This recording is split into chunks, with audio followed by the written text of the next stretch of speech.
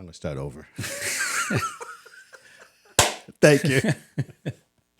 3, 2, 1. Start over. Welcome to your Road to Homeownership podcast. I'm Anthony Rehos, a longtime loan officer in Western New York. And today I have John and Scott from the Market Dominators, who just recently did something crazy, did something unbelievable to disrupt, I guess, the housing market and how agents list homes in Western New York.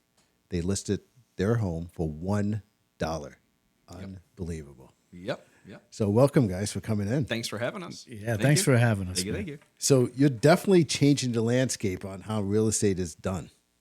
And it's unbelievable what you did. So what inspired you to list this home for $1? You talk about that, John. I think that for a long time, I've been wanting to consider trying something like this. It's tough to get a seller to understand the paradigm shift that it would take in order to do that. Most sellers believe that there's a risk in doing that. And our belief is that we've had a lot of years now with proven data that shows that a list price, or we like to call it a marketing price, does not reflect that home's value. And would you agree with me? I would. That a market is determined by what a buyer is willing to pay, and the market determines what a home's value is. Yeah, I agree. Okay, and if you're getting a loan, it has to appraise, of course. Sure. If that's the case, when a seller goes to list their home, how do they know what their house's value is? They don't. Yeah. And so you could be the greatest realtor on the planet. There's other realtors that are greater than ours, than we are, smarter than us, been in the business longer than we have. Yep. And they still don't know. No one can speculate enough certainty to determine what a house's value actually is. And so if that's the case, putting a price on a house, what is the real reason for that? Right? Yeah. What is the reason? Yeah. And, we've gotten into this habit of calling it an asking price. That's not what the seller's asking for at all. And so we got some inspiration with that just from understanding that the way we sell homes, really we started this back in probably 2015, where we started to underprice in a search bracket. You want to be at the bottom of somebody's search bracket so that you appear at the very top of their list view when they search. Yeah. And so if that's the case, that's what we did for a long time. Now we have many agents who price the home $50,000, $60,000, $75,000, sometimes $100,000 under the list value. And that's why we result in seeing homes selling over list price. Yeah. It's a common thing. Yeah. And really, it's no different than what we did. So listing the house for $1 has been done in the country. Other states have done it. So why now? Why here? Well, And you're the first, right? yeah. I had an agent come in an open house the other day telling me that I wasn't and somebody else did it. And I'm like, no, they didn't. But that's neither here or there. It's been done this year alone about 24 times across the country. And in 23 of those, they've had success. The 24th, it's undetermined yet. There's a home in southern New Jersey that the final sale price has not been disclosed, so we don't know yet. But it's been wildly successful, and nothing is original, right? And so it's never been done here. We have done things in the past with the way that we do our business. We try to stay out in front of things. And I think with what's happening is we're proving to the market that we don't want to leave the consumer behind. And right now, a buyer's agent has to represent that buyer. And it's difficult for a buyer to get that buyer to listen to them when they show them comps and the house is priced at $250, but the house is really worth $350. Yeah. And so how do you talk a buyer into putting an offer in for $100,000 over? And they end up usually having to learn the hard way and losing out on 5, 6, 7, 8, 10 dozen offers Yep. before they learn, or they fire that agent and go on to the next one. They go through 3 realtors before they realize themselves that they were wrong to begin with. And so this removes all of that. A dollar listing brings instant credibility to the buyer's agent immediately, because you have to now listen to what those comps are, and you have to judge the value based on what the comps say and what your motivation level is to compete with any competing offer. And so it removes all of that. It helps them. Yeah.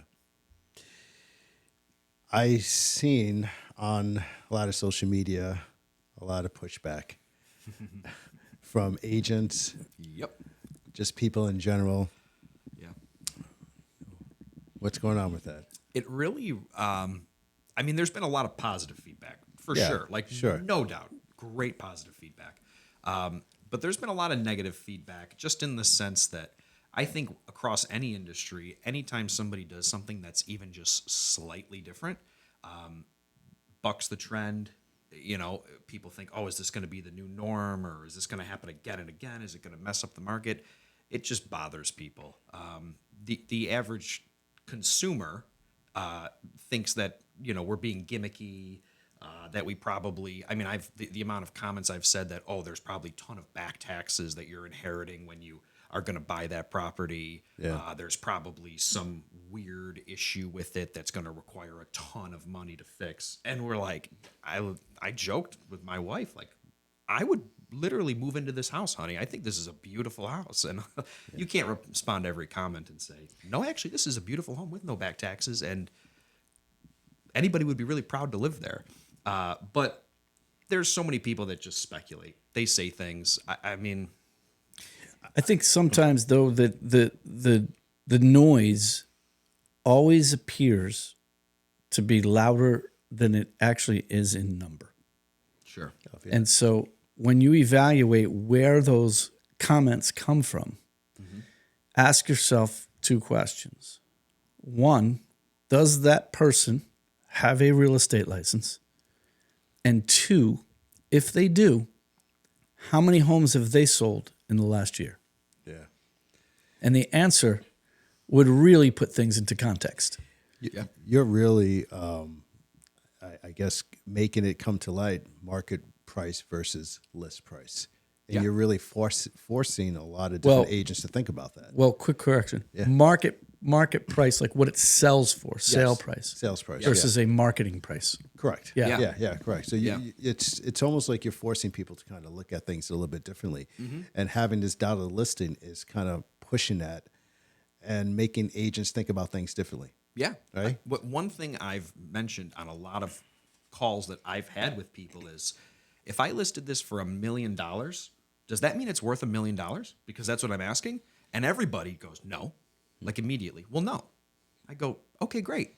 So if I listed it for $1, does it make it worth $1? Well, no. I go, great. So no different than any other house on the market. Come look at it, number one. Come look at it. See how nice it is. And then figure out what it's worth to you. I'm not grabbing your arm, putting a pen in it, and forcing you to sign on a dotted line and make you spend your money. You're doing that. Yeah. So you determine what it's worth to you, get together with your agent, and put in an offer of what you would want to buy the property for. No different than anything else. Oh, yeah, okay. All right. How does this strategy is starting to change the way people are kind of thinking about price versus comps? Well, I think that first of all, comps. There's this long thing in the business that people think a home's worth is based on the comps. Yeah. And it's just a fallacy. People don't understand. Yes, the house has to appraise, and appraiser's going to use comps as a guide, as they got it. The banks want to have that as evidence in the appraisal. However, there are many other components to determine value of a home. And if it were 100% the comps to determine value, how would a price of a house ever go up or down? It would always be tied to its history. A comp is a property that has sold in recent history. It would always be tied to its history, and therefore it would never have the ability to go up or down. And that's not how real estate works. It's a free market. It's a free market. Motivation level on top on the part of the buyer can affect that. how much somebody's willing to pay, the competition, supply and demand in the market, interest rates can affect supply and demand. Sure. Because there's a lot of other factors that are involved with that. And so, you see it a lot of times as a buyer's agent. You might go in and you're going to negotiate differently if there's no other offers on the property versus if there is. Sure. If there's other offers in the property, you're coming in with a higher offer. Right. Because that changes. So competition can change someone's motivation. Absolutely. Okay? And what they're willing to pay. Yep. Some people could buy a house and there's no other offers on it. And they would have been willing to pay another $25,000. But they didn't have to. Right. We don't hear about those stories, do we? Yeah. Yeah. You're right. Right? You're right. Do you think more agents are going to start adopting this approach after? I think so. I received a call from one agent that has a kind of unique property, and he literally said, "I think we're going to end up listing it for $1 and see what the market determines," because the seller had a certain perception that he didn't think was going to be a reality to get for a sale price. And so I said, "Dude, list it for $1. What's the worst that happens?" Yeah. I think that it's not only other realtors maybe starting to do it. The biggest telltale sign for me was after we launched the listing, we met at the house and we did some marketing videos and we posted some of them right away. Well, yeah, that leads into my other question, right? Well, hold on. Let me finish if I could. Yeah, go ahead. After those videos, I went on back-to-back listing appointments. Oh, wow. And I get to the first one, and they had already seen the listing. And they said to me, is this a mistake? And I said, no. They said, how could you do that? And so I explained it to them, just like we just explained, we talked about. And you know what their response was? Can we list our home for $1? Oh, wow. Mm-hmm. Wow. I went to the next appointment. This is probably a $600,000 house. And I sat down with the people and I went through this with them. And they too said, we saw your videos on social media. Did you really list a house for $1 today?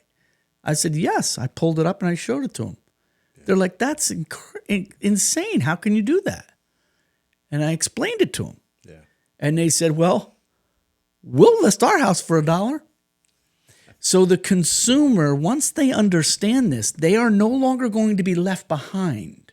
Yep. Okay? The consumer is going to figure this out. They're smart. They're not stupid. Yeah. It's the realtors of wanting to doing things the way that they've always been done. Mm-hmm. That's not us. Yeah. Right. Okay? We're disruptive in that sense. Yeah. You opened up with that word. We're disrupting the market. Absolutely. We're bringing the consumer up to speed at a faster pace than they ordinarily would have because we brought the price down to $1. We removed all of that time it would take them to figure it out, and we gave instant credibility to the buyer's agent. Over 40,000 views on Zillow. Yeah. Holy smokes, right? Yeah. What are buyers saying about the home? No, I was at the open house and I see you did some exit interviews, but what kind of feedback are you getting from a lot of buyers? I mean, the feedback on the house itself is great. Really not to toot our own horn, but we did a great job. I mean, a lot of people when they flip a home, I've shown dozens of them that are like, this is gross. Yeah. I can see where they cut the corners, right? We really tried to not do that in any capacity, and I really think it shows. It's a beautiful home. And it's something that somebody's going to really love. So the feedback from everybody was great on the house. And what was funny, kind of tying back to what we were just talking about, is people would walk in, and one of the first questions they would ask us, we had about, 60 parties through between two open houses. They'd ask, well, what's up with the $1, right? And we'd explain it, and you would see them go from, like, thinking it was gimmicky to saying, oh, okay, yeah, that makes perfect sense. Great, okay, awesome. And then they'd go look at the house. And, I mean, one guy came up, shook my hand. Great job, great marketing. I love it. And his agent was standing there with him, and you could tell she was like a little turned off by how much he loved it. And I kept telling John, I'm like, the only people that are going to get in the way of somebody owning this home are going to be their own agents. Are going to be their own agents. That are just think it's a game. And somebody that could own a really nice house is going to miss out on it because of their own agent who's supposed to be representing them. So, but the feedback's been good to my extent. It's been good. What surprised you about the outcome?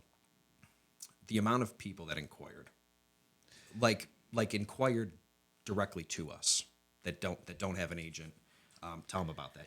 You've been feeling. Yeah. So, Zillow is a monster in the business, and you might not like it. I'm not a fan of Zillow. I don't like it. When I started in the business many years ago, I used to spend $50,000 a year on Zillow leads, and it helped me build the business in the beginning. But really, business is built on relationship, and so we don't need Zillow. So we don't pay that to Zillow. And for someone who doesn't buy any Zillow leads, we are sitting on probably close to about 1,200 Zillow leads right now, just from this $1 listing. We cannot get to all of them. And so something happened probably with the algorithm, I don't know, because we didn't buy those leads. And mostly as the leads I've gotten to so far, and you've gotten to some of them as well, that have come to you, that they don't have agents. They don't have agents. So, if you look at it from a business model, even if we only picked up 5% of those, okay, that would be how many out of 1,200? Yeah, that's amazing. 60. Yeah. Dozens 60, and dozens. right? Yeah, that's amazing. Yeah. If we had 60 new clients that fast, we could give the house away for $1 and it would still be worth it. Yeah. Okay? It's like, and we know how to turn people. Like once we get them, we're going to take care of them. Yeah, you're using this strategy to not even, to definitely disrupt the market, but also it's a lead generator. It's a hugely, and that doesn't count I would Realtor. imagine, yeah. Doesn't count Homes.com. Doesn't count Bold Trail, which we have, our technology platform. It doesn't count all that other stuff. It doesn't count the 40 to 50 phone calls I was taking every single day. It doesn't count those. Amazing. And so what we learned through this is that we were not prepared. Yeah. We were not prepared at all. We could have set up a whole campaign to be set up to receive all of what we got, and it could have. We could have transformed our business just on this one house alone. Amazing. We just didn't know that would happen. And so if you are considering as a realtor doing a $1 listing, you might want to talk with us about it because you're going to have some stuff to deal with. Yeah. And the media ate up our time too. My time. It's like, they want to talk to you. They want to interview. And what are you going to do? Say no? No, it's free publicity. Hello. Yeah. You drop what you're doing and you do it. Yeah. Right? Yeah. You have to. Our numbers are public. You're a loan officer, a very successful loan officer. Yeah. Your number's out there. You answer your phone. Absolutely. Yeah. And so in this case, it's like, we were on Channel 2 News. We were on WBEN. We were on WYRK. We were on 97 Rock yesterday. We were on the Buffalo News did a spread. We were on Realtor.com. We were on MSN.com. Like the media is just all over this. You have to drop what you're doing and do that. Meanwhile, those leads are sitting there. That's hard. That is hard. We're sitting here doing this podcast right now. Offers are due in an hour, right? Damn. Okay. Yeah. Yep. And the conversation with anybody, but definitely like the average consumer that's inquiring, that's not a 3-minute phone call. I mean, I was taking 5-6 calls a day from people reaching out to me, and those calls would be 20 plus minutes because I obviously want to give all these people the information they want, and I want to explain, the why behind the dollar. Yeah. So, you just do some simple math. How many people can you talk to a day? Yeah. You can't talk to 100 a day. Yeah. That's just not physically enough time. So, we could have had a whole call center. Like, I don't know. Maybe we should. But that makes. So, tell me a little bit about born again transformations. We Tell me about that. We started this.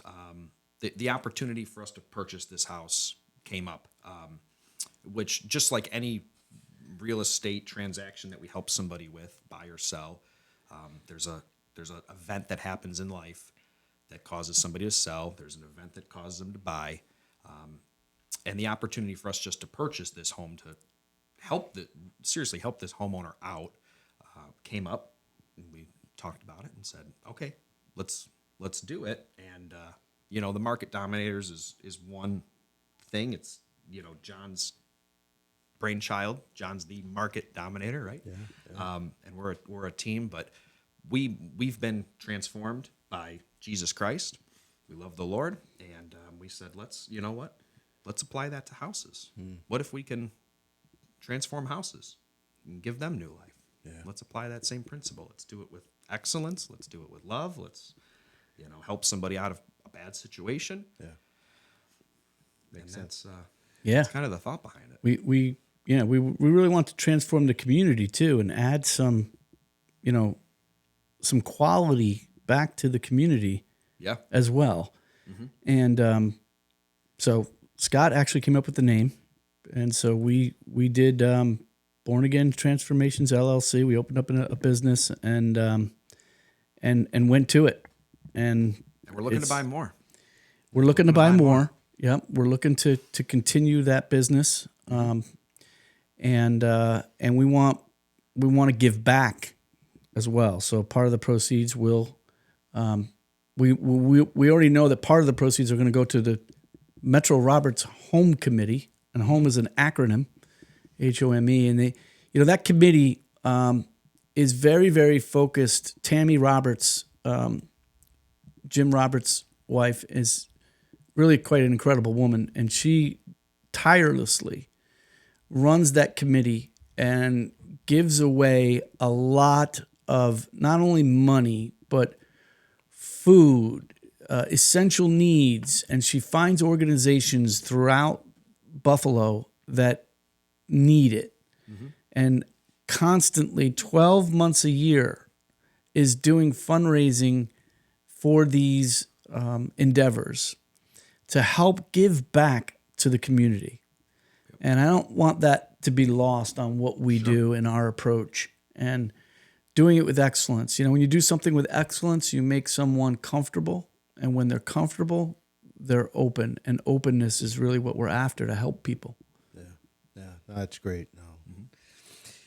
Now, what advice would you give some agents thinking about jumping into this dollar? You mentioned definitely reach out to you guys to get some advice, right? But I would. Yeah. Plan on not sleeping. If you can tell, I'm a little tired. I've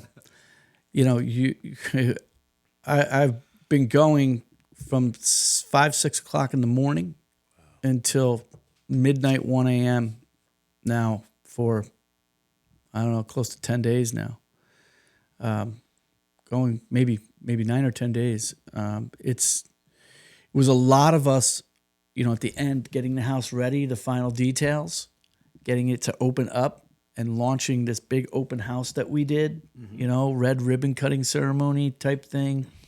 Thank you for your support coming and serving up some food and being there. So have a professional loan officer on site with you and Brian Belser, and being able, and we wanted to be prepared for that. And I think we were for that. Yeah. But so it started a couple days before that where we weren't getting much sleep. But then after that, it blew up. Yeah. And I think it would be tough, not impossible, but if somebody wanted to list a home for $1 and then the people that own the home are living in it, that'll just be inherently tough, because if we didn't do an open house and have 60 plus people through, then we probably would have had close to 100 private showings, right? If all those people came and saw the house, that's a lot for a homeowner that lives in the home. Maybe they've got kids to accommodate. Yeah. So I just inherently think, from a practicality standpoint, that strategy won't work for every home. No, it won't. It won't. And I think the price point of what, the range of value that home might land in is also important too, because it's a lot harder to list a home in our market that's $1 million home or an $800,000 home and list it for $1, that's going to be a little bit tougher of a sell right now. It might change in the future, but I just want to make one clarification. You know, when we talk about these number of people through the open house, you're using the word people, but really that's not true. We had hundreds of people through the open house. Right. We had 64 parties through. Sometimes people show up with 5 people. Yep. Sometimes it's 2. Very rarely any of those parties have one person. That's right. And so, you're right. you know, we're hundreds of people through the open house. You know, they all have opinions. They need to see it. It's not a huge house. You know, a lot of traffic. Mm-hmm. Last question. How does this dollar listing, how did it change you guys, and how did it change people, I guess, how people see you guys? I think that we're going to learn a lot from it. We're going to sit down probably this week or the beginning of next and sit down and do a debriefing meeting where we're going to go through and we're going to list all the things that went well, all the things that went okay we could improve upon, and all the things that we did for whatever reason that were a disaster that we just can't allow to ever happen again. And we have to look at ourselves, okay, and evaluate that. And so that's one thing that we'll be doing as we sit down so we can improve and get better at doing this, because I do think that this could turn into a little bit of a shift in the approach of how realtors think about bringing homes to the market. There is truth to be said. It is the market that determines the value. And if that's the case, how could a seller's list price then determine that value? They can't. It's only a marketing tool. Listers are representing sellers. Buyers are represented today in our world by buyer's agents. Those buyer's agents, it's up to them to determine and help educate their buyer as to what the value is of the home. Mm-hmm. And so they have to do that. And it's hard for them when listing agents put a price on a home that is 50, 20, 100, 80, whatever below, just so they can strategically price that home at the bottom of a search range, which is a smart thing to do as a marketeer. That's their job. Mm-hmm. But it makes it harder on the buyer's agent. So how are they really serving the seller? Yeah. Right?